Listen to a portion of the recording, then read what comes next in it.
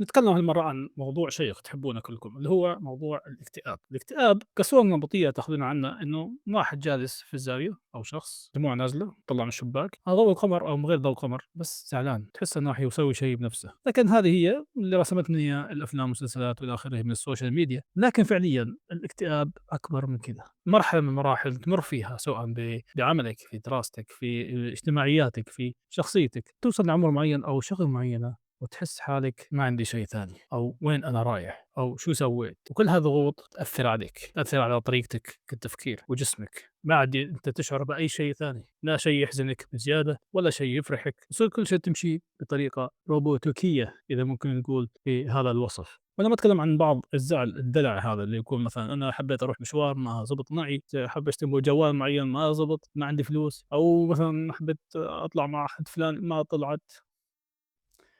مو هذا هو الداء، هذا شغل دلع سيبك منه، هذا شيء مؤقت وتتخلص منه، أتكلم على شيء يتكدس معك مع الوقت، مع إنجازاتك، مع شغلك، لكن أنا مو هنا عشان أنظر عليكم، بس أعطيكم كتجربة إنه بعد مرور هاي السنين كلها، إذا أنت سويت كل شيء بحياتك أو ما سويت شيء بحياتك، بالأخير لازم يكون عندك نظرة أو إيمان إنه هذه الحياة مؤقتة، إنه أنت قاعد هنا مؤقت تشتغل فيها وتعمل فيها للخير، اللي أنت تزرعه اليوم في دنيتك راح تحصده في آخرتك، لما يكون عندك هدف أسمى من الدنيا نفسها وعندك شيء تتطلع له وتعرف انه انت اي شيء تسويه الان في حد عادل راح يحكم عليه، راح تغير وجهة نظرك للحياة كلها وكيف تتعاطى فيها، وكل حركة تسويها او كل شيء تسويه تحسب حسابه انه انت تعمله للخير لله. ونصيحة لكم، لا تنتظر لين توصل لمرحلة معينة وتفكر بهذه الطريقة، غير تفكيرك وانظر إليها بالطريقة الأكبر والأعم، اعرف إنه في دنيا وفي آخرة، واعرف إنه كل شيء تسويه الآن راح تحصده بعدين. خلي خيرك دائما يعم،